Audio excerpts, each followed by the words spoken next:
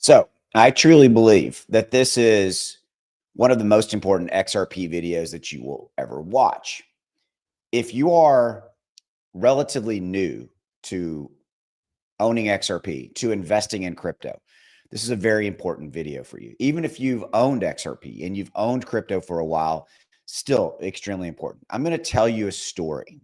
And in that story, I'm going to illustrate the power of owning XRP, the true financial success that you can have and will have by owning XRP and by owning crypto in this video. So with that, again, I want to tell you a story. If you're new to me, my name's Austin. I cover crypto every single day and I cover XRP every day. And sometimes I feel it's important to remind you of things and to maybe show you things that you didn't really see or what have you. And so I kind of view that as my job. So with that, here's the story. Okay. I am 56 years old. Yeah, you can tell. I mean, I'm definitely not, in my 20s, so to speak. I've been around the block a few times. And by the way, the story was reignited by my private group, who I had 4 or 5 people in my private group remind me and tell me that when I told the story a while ago, it really inspired them to, you know, in multiple ways. And so I was like, I think I needed to revisit this. Okay. So the story is this: being 56 years old, I'm going to draw a corollary between owning XRP and owning crypto to when the internet first evolved and first came on the scene. And you're like, what? How are you going to do that? You'll never hear another crypto influencer or YouTuber ever talk about this because the majority of them were not around and not really seeing what was going on. And that's okay. And that's cool. I love that. I'm some people call me old man crypto, and I actually think that's awesome. Okay. So here's the corollary. So in the 1990s and early 2000s, the internet was first coming online and first becoming a thing. And if you weren't there at that time, the internet was viewed with a lot of fear, uncertainty, and a lot of people, even our mainstream media and everyday life, there was a lot of fighting it, and they didn't like it. They didn't know it. They didn't understand it. And they thought that it was, some people thought it was the end times and, all of those kind of things. But my point to you is there was a lot of fear around the internet. Okay. Just like there is a lot of fear around crypto and uncertainty and a lot of people out there fighting crypto and trying to keep crypto down. You kind of see the corollaries and the parallel. So here's the story. So in the late 90s and early 2000s, my father had a retail brick and mortar truck installation shop. And what he did was he installed hitches and truck accessories and brake parts and things in trucks. And he had 2 brick and mortar stores in Charlotte, North Carolina. And I went out there in the Christmas time of 2000 to visit him. At the time, in the late 90s into early 2000, I was working for corporate America. I was in enterprise software sales. I actually hated what I did for a living, made good money, but I really hated what I did day to day for a living. And I went out there to visit him in 2000, and he had just started his first internet website. It took him about $30,000 to have it built. It was all built by hand, massive database, and he had this website. You can go look at the site today, by the way, hitchfinder.com, Hitchfinder, HITCHFINDER.com. That was one of his first websites. Okay. And so within that, he had just started the internet, started selling on the internet. And his original goal was to sell 9 or 10 a day. By the way, when I sold the business in 2008, that we ultimately grew together and started together, we were selling over 1,000 hitches a day and trailer parts and accessories and cargo carriers and all that kind of stuff. But so I went out there to visit him in the Christmas, and inside of that, I saw an opportunity. The opportunity was, I said to my dad, I said, this is going to be bigger and this thing's going to grow. And he was like, I don't think you're right. I think that, I only want to sell 20 or 30 a day, because that'll help my profitability with my stores and all that kind of stuff. And so I said, Dad, I want in. I want to invest, because he was capital constrained. He had all his money tied up in his inventory for his stores. I said, let me invest. Let me have a piece of the internet business. I only wanted the internet business. And I said, I will come in and I will help grow this. I'll put in systems and operations and people and, market it and all that kind of stuff. And he thought I was crazy to walk away from a 6-figure a year job. Ultimately, we came to we came to an agreement, and we started working together. I moved out to Charlotte. I left my home in Dallas. I literally came back, locked it up, and went to Charlotte. And so here's part of that story.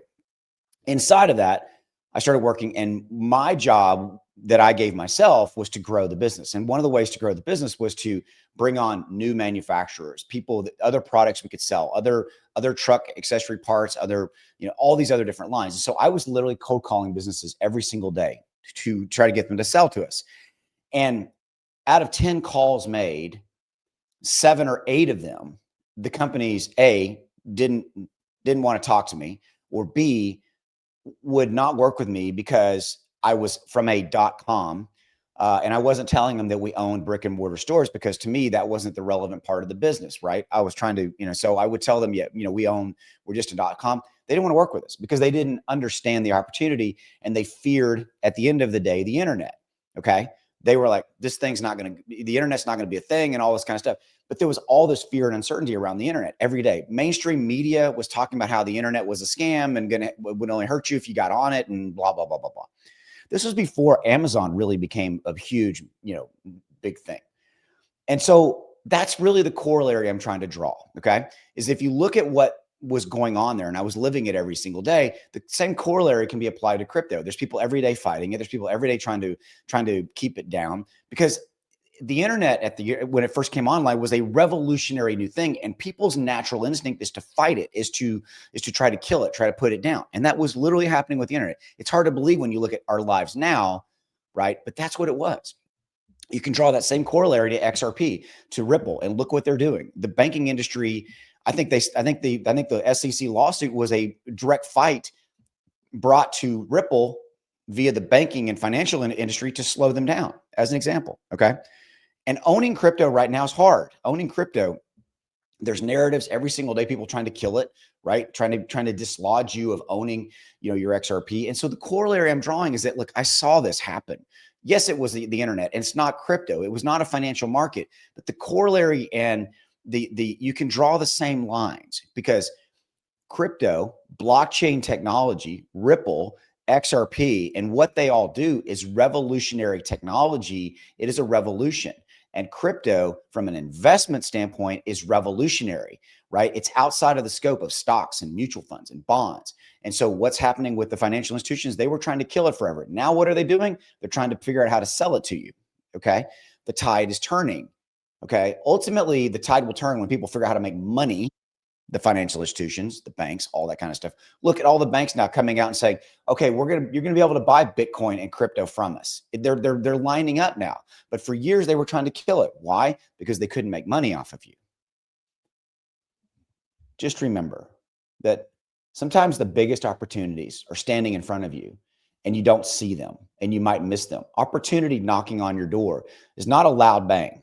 It sometimes is one of the softest whisper knocks that you'll ever hear. And you need to look around, and you need to see the opportunity. I was there in the internet, and looking back, you're like, well, yeah, of course it was a big thing, but not day to day, not every day. Back in the late 90s and 2000s, it was not as prevalent. It was not as visible. And I saw the opportunity, and I jumped, and ultimately it worked for me. I'm just trying to tell you that owning XRP, owning crypto, owning Bitcoin, owning Cardano, and all of it is a massive opportunity in your life. To me, I've said this before, crypto is one of the last untamed financial frontiers, meaning it hasn't been taken over by big institution corporate America. It ultimately will, and we'll all make a lot of money because of it. But right now it's still untamed. It's still the Wild West. Yes, I know there's market manipulation. Yes, I know there's things that are bad going on in crypto right now. I get it. Just like there is, and there always will be. There will always be trials, and there will always be tribulations, and there will always be good days, and there will always be hard days. It's like there was for me in the early days of the internet and trying to build that business. Okay. And ultimately, when I sold that business, I sold it in 2008 because my father died of pancreatic cancer very suddenly. And for me, my heart and my soul was in owning that business with my dad. And I ultimately decided to sell it. And when I sold it, we were 60, 70 employees shipping 1,000 packages a day. And we started by only shipping 4 or 5 a day. And I looked smart going back and looking at it, but every single day was a battle. to grow that business. Every single day was something new, a new problem I had to put out, something new for me to deal with. The same thing can be said for owning crypto, for owning XRP. There will always be those trying to dislodge you of owning your XRP, your Bitcoin. You know why?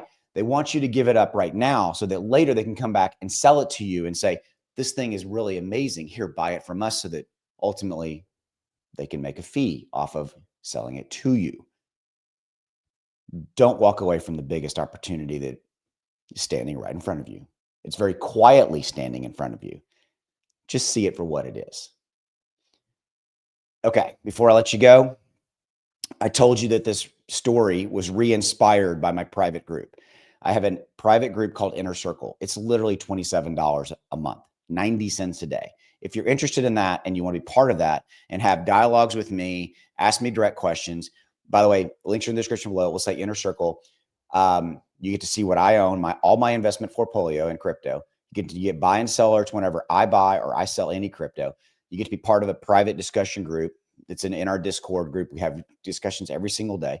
And there's a great cool thing I started inside of this Inner Circle. It's called the $100 weekly challenge. What I do is every single week I buy $100 worth of crypto, and I tell my private members what I'm buying. Why did I set it as $100? Because everybody can pretty much afford $100 a week, right? So if you want to follow along with me as I grow that portfolio, it's a members only portfolio, and you get access to that, okay, by being a private Inner Circle member for 90 cents a day. Come on, 27 bucks. I tried to keep it as cheap as possible so that I could help as many people as possible. It's down in the description below.